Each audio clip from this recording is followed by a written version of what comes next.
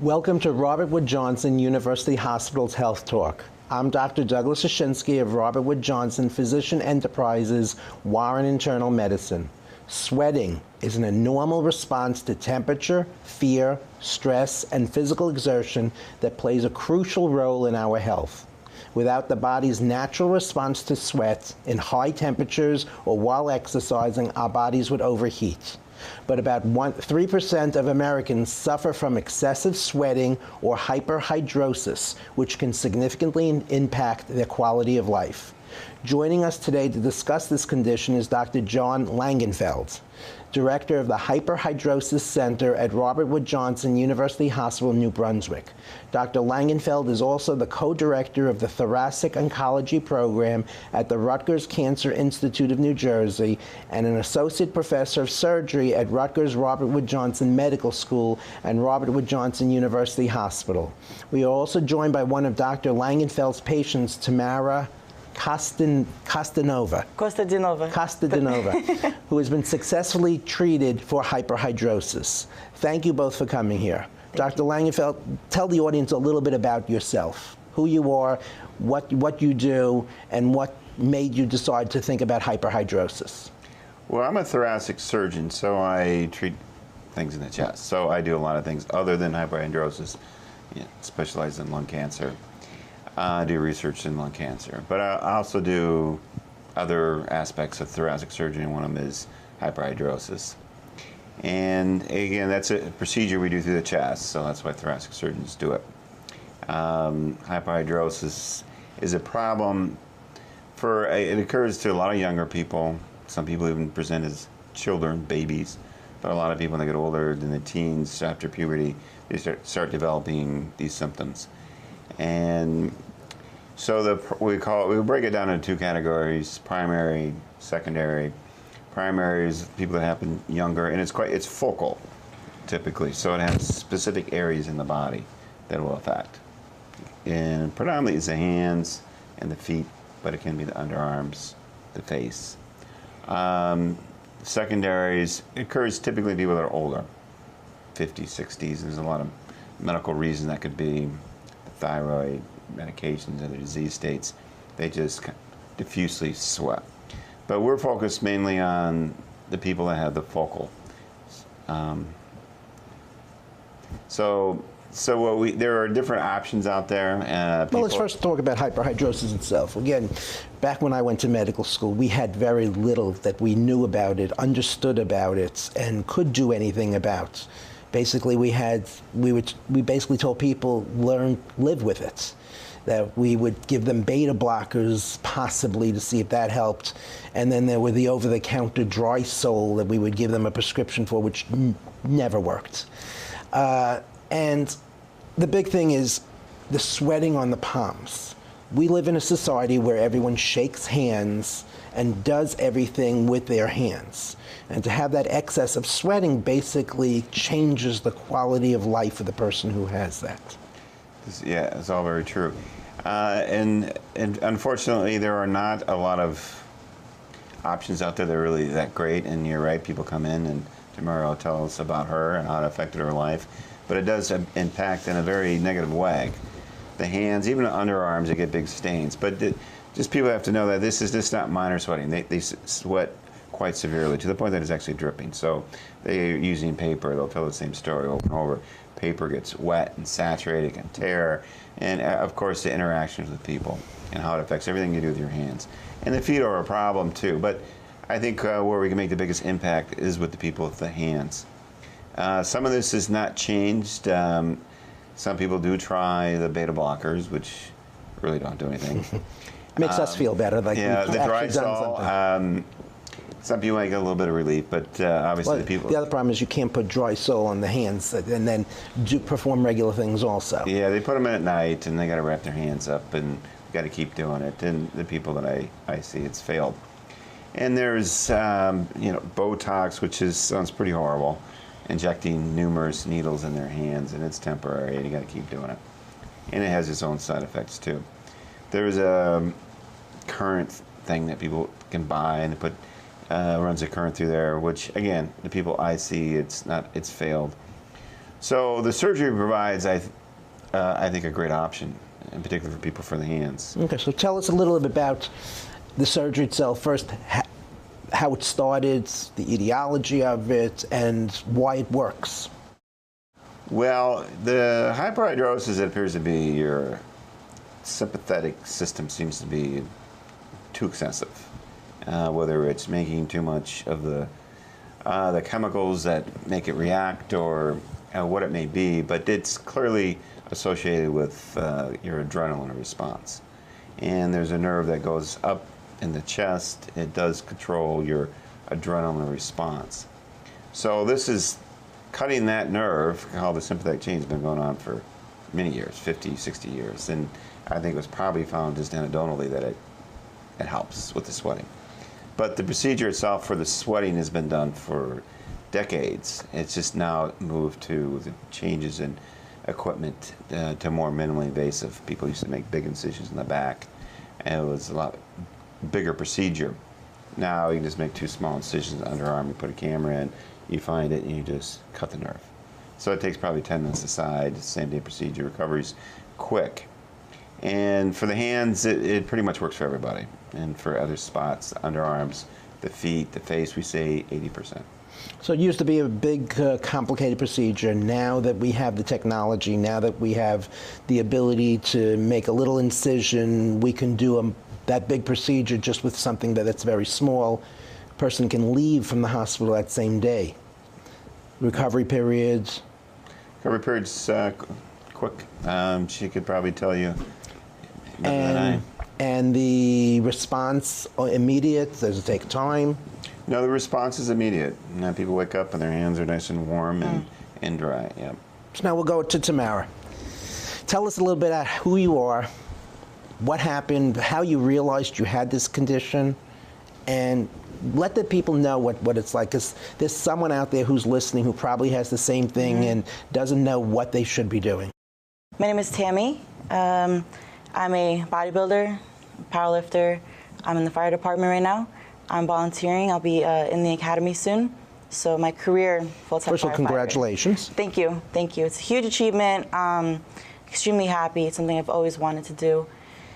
So going back to my childhood, I have always noticed my hands always wet, just sweating nonstop. I'd be in school. The minute I get a piece of paper or a test, a pencil, a pen, I can't hold it in my hands. You know, I have trouble writing. The paper would be completely drenched. You know, phones, I would have trouble holding them. Like they would be like water damage. I get older and older, and my family say, just use some baby powder. You're fine. It's just your hormones. You're going up. You'll be fine. Start getting older. Start getting worse. I used to play tennis. Couldn't hold a tennis racket. It would slip out of my hands nonstop. And I visited other doctors, and they said, Botox, this and that. My mother didn't like that. I didn't like the sound of that. And I just didn't know what to do with my sweating. It was completely ruining everything. I thought there was going to be no end to it at all. And then I came to this wonderful doctor, and he told me about the procedure, the percentage, and I said, let's do it. And I immediately noticed that my sweating had stopped in my hands. And it was like a huge relief over my body. Recovery was very easy. Just a little bit of bruising, but it's nothing bad. 2 weeks, even a week, I felt great. Got back on my feet. And shortly after that, I started bodybuilding at age 18. And my life was just different. I could actually grip things and shake hands and just do things that I could never really do before because the sweating was just stopping me. So when you had this beforehand, school probably turn off. It was terrible. You probably were pushed aside. Teachers probably didn't do what they wanted to do with you because of things. I would tell teachers, and they would see my problem, but they didn't know what to do about it because it's not every single day you see a child sweating so much from their hands that the paper is drenched. So it was extremely, extremely bad. Like I would have to hold a pencil at the top like this and try to write on the paper so that my hands wouldn't touch it. but the sweat would drip on the paper, and it just didn't really help. And then you went to your regular physician, and they basically said, I don't know what's going on. Everyone told me, your hormones, you're just young, once you get older, everything will set in place, and you'll be fine. And of course, that didn't happen. No, it just got worse. It just got worse. Okay, so how did you find out about this procedure? I did a lot of research online. I had gotten a previous surgery at Robert Wood Johnson on my leg. I was basically near paralysis for 2 years from tennis, and I had visited many other doctors, surgeons, and they said that paralysis would move up my leg. Surgery wouldn't help, nothing would help me. And I went to Robert Wood Johnson, and Dr. McKeon, he said, we're just gonna open up your leg and see what's wrong with you. And he reconstructed my foot, and a year and a half later, I started really using my leg, and I just completely got fixed. Like, it was a miracle. And after that, I said, you know what, I'm only gonna stick to Robert Wood Johnson. So that's when I found out about this procedure. Yeah. Okay, so when you went to your regular family physician, they probably said, we'll put you on medication by mouth. Yes. Well, you probably tried the medication by mouth, didn't do anything. I didn't want to take that medication.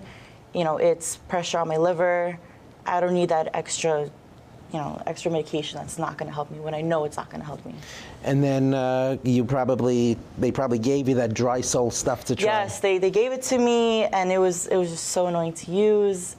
It didn't help, and I'm just like, when is it going to end? Like, what is going to help me? And then the next thing they probably talked to you about was the Botox injections. Yes. Yep. And the Botox injections being that we're going to have to do this multiple places in the hands. Yes. Yep. Do it every 4 to 6 months. Yes. And hopefully not cause a problem. It honestly sounded crazy to me. I didn't want to be there every 4 to 6 months, getting Botox in my hands, especially when it's only a temporary solution. I needed a permanent solution, not a temporary solution. So we found Dr. Langenfeld. Yes. And tell us from how things went from the time you met him in his office, how they set things up at Robert Wood Johnson Hospital. Tell us, so the people, again, someone out there is probably looking to do this. Yes. So tell us how you do this. I remember sitting in the office, waiting for the doctor to come in, and my feet were sweating, my hands were sweating. I was just so nervous because I was just hoping that this would be my one chance to finally fix it. He comes in, I tell him what's wrong with me, and he had all the answers right away. I asked him about the procedure, how long it's going to take, what exactly do you have to do, what is the recovery period, and he just, as he explained beforehand, everything sounded wonderful. It sounded too good to be true at first. I'm just thinking in my head, I'm like, I really hope this works. So we set up the appointment for my surgery, and which hospital did you go to for the heart surgery? the Robert Wood Johnson. Yeah. In New Brunswick? Yes, Okay. yes. And everyone was amazing there. Such great hospitality. I was nervous, but I was more excited to see the results of this. And I wasn't even nervous. Right before the surgery started, the nerve was gone. I was just so calm, so excited. It was a great experience. I gotta say, it was a great experience. So you went into the hospital in the morning. Yes. Procedure done. What time do you think you got home? You think later, 4 o'clock, 5 o'clock in the afternoon? Around that time. And when you got home, symptoms gone? I felt no pain. I came home, I was sleeping because I was still drowsy from the anesthesia. But I woke up a little bit after that, and the only thing I felt was a little bit drowsiness. I didn't feel pain. I didn't feel any negative effects at all on my body. And the sweating? It was instantly gone. Instantly gone? Instantly gone. It was amazing. I literally couldn't believe that my hands were dry. Even to this point now, they're just always dry, and I love it. And what did your family think? They were blown away. They were completely blown away. They didn't think that I was suffering so badly, and they didn't think that this was out there to help me. So just like I am forever grateful, my family's also grateful because they don't see me suffer from it anymore. And friends probably noticed things immediately also? Yes. they could just tell by my eyes, by, the way I am now, how much happier I am after the procedure. So the big thing is you, prior to the procedure, probably felt poorly about yourself, had no Yes. long-term investment in yourself. Self-confidence was very low. I didn't know really what, I was just stuck in this whole mess of the sweating because it was just such a huge problem that I didn't really know what to think of it or how to think ahead, And now, look at what you've done for yourself. Yes. You've been able to become a bodybuilder, and you can see that you're a good bodybuilder. Thank you. And the fact that you've been accepted to the academy, which is not an easy thing to do. So self-confidence, terrific. It's definitely up there after everything. So tell us a little bit more about the surgery itself. Well, she told this very great, describing what it's like, because I don't think a lot of people understand. I've heard the story over and over again, and for somebody who doesn't have it, I don't think they really understand it. And that goes with, I think, other physicians too, because there's a lot of people out there that have this, and it's for the young people in particular, and I think older too, that it really does impact their life in a negative way, and they're really, really searching for answers. But I think there's physicians and families steering them away from the surgery because it's surgery. It's scary. Like you're going to go through something. It's this horrendous thing. But it is, I think, the best option out there, and it does work, and it works for a very high percentage, especially hands. Pretty much hands, every gets better. So I think people need to just get away from the fear that it's surgery because it's a relatively simple surgery. I certainly do more difficult surgery. So I'd like to do this all day because it's so, people are very happy. The results are great. But I think people ought to know, there's a one caveat to all this, and that is the side effect. The surgery itself, the complication rate is extremely low. I can't really think of anybody who've had a complication. You're going to the chest, but, it's safe entry overall. But the biggest thing that people should know, there is compensatory sweating, which could happen. Is what? Compensatory sweating. That's where you sweat elsewhere. For the most part, it does happen, but for most part, people really don't notice it. It's minor. But the literature's out there, 1% to 2% can be heavy. We can't really predict that. It does happen. It is low. The chances are overwhelming it won't happen. But we try to, hopefully, we lower that by going to a certain level and not cutting too many levels. So hopefully that's made an impact. But it's, like I said, it's low, but it's there. It's not zero. So the success rate doing the surgery, you said very high. Well, I'd say the literature would say 98%, but as far as my experience with people, it's been 100% for the hands. Underarms, 85, feet, 85% in that category. So it's the same type of surgery for the hands or for the underarms. Correct. And you said complications are very low. From the surgery, like I said, I've done hundreds of these, and I've never had a complication from the procedure itself. Next thing people are going to ask, insurance. Yes, insurance, they do cover it. Pretty much all insurance carriers cover it. Some are a little stricter.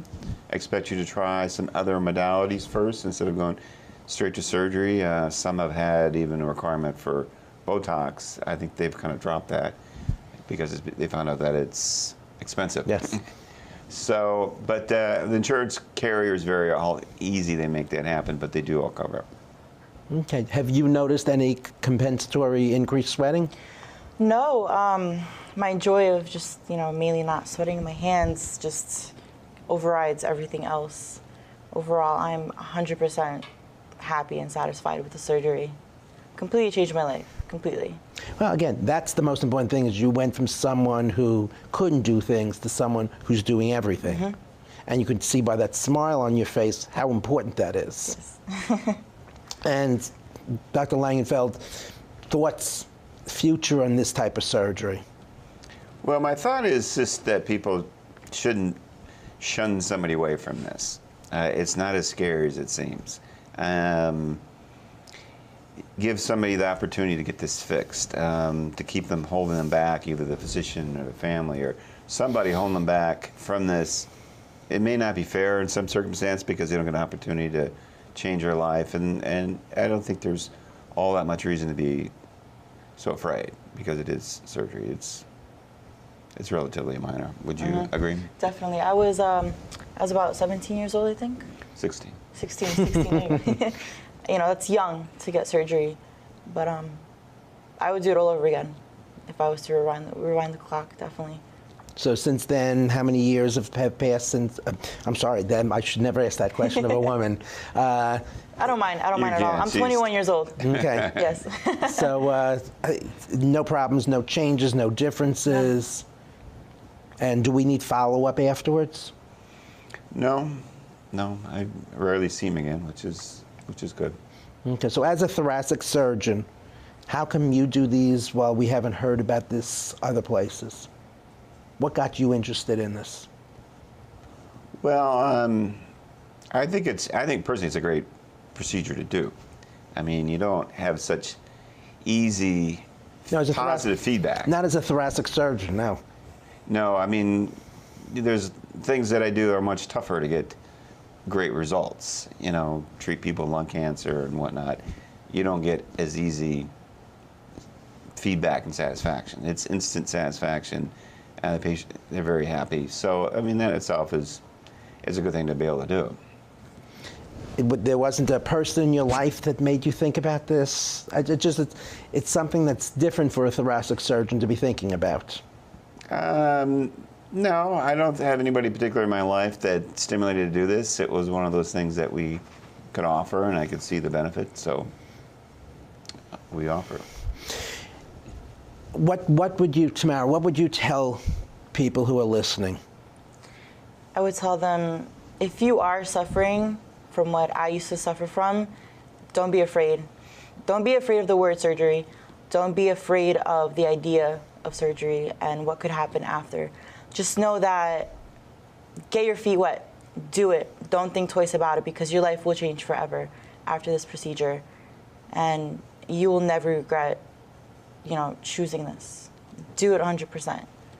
Be as happy as I am. I am as happy as can be from this procedure. Do it, do it, do it. Definitely. Once again, the improvements in your life. I was in high school when I had the procedure done. I had a good time in high school, but, just after the procedure, I went to college, and it was like a fresh new start to my life. New school, new people, new classes, paper that I could actually write on, writing utensils that I could hold, just different things that I can do with my life, the bodybuilding, the powerlifting. I can't even imagine if you still had the sweating, what you even trying to do the powerlifting. I probably would never be the person that I am or do the things that I'm doing if I still had this, if I still had the sweating. And there's some people that get very depressed over this and get very withdrawn. They stop socializing. They don't go out. They don't go interact with their friends, go out in social gatherings. They stuck in their houses. They're stuck in their houses. And especially if it's a teenager in the middle of puberty and everything else going on, this is the last thing you want to add to it. I completely agree. That's exactly how I was. I didn't want to see anyone. I didn't want to be around people. Human interaction was very hard with this. It's even thinking about going to college. Would you even want to go to college with that? Yeah, because it's extra stress added on top of everything else, that you get from college. And even just interacting with people, boyfriend, girlfriends, etc. You don't want to do that. Mm-hmm. Even friends or even family, I've treated people that are police officers, handling a gun. People out even driving a car, for some people, is a big problem. It's steering wheel slippery. And so it's mostly in the younger people that you're doing this in? Predominantly. We do some people in the 30s, but a lot of people in their teens, early 20s. I think that's when they kind of face, they're facing life, and they realize that they're going to be entering the world in some way. Some people, it's business or whatever. Sometimes it's quite specific, saying, look, I'm going to go out there and get a job. This is clearly going to affect my job, my ability to work, and so they're facing that, saying, and they start looking harder. And are making the decision more readily. There's probably a lot of people out there just sitting back, and I think a lot of people don't even know this exists. I think probably most. Well, it's interesting, and thank you for Dr. Langenfeld for bringing this out, something that so few people probably even know exists, and the fact that it's right here in our own backyards, that it's something that can easily be done and changes a person's life tremendously, reduces their risk of developing depression, allows them to become who they really are. You know, we can see from Tamara, look at her. You know, you could see someone ready to tackle the world in front of her. Every single day. And probably would not be in the position she is in if she still continued to have the sweating. So thank you both for being here. Thank you so much. Thank you. This concludes today's episode of Robert Wood Johnson University Hospital's Health Talk. Please remember the opinions expressed here by our medical experts are not a substitute for medical advice from your own physician. If you need a physician, please call our physician referral number at 1-888-MD-RWJUH. For more information about the hyperhidrosis treatment at Robert Wood Johnson University Hospital, please visit www.rwjuh.edu. Thank you both for being here, and congratulations. Thank you so much.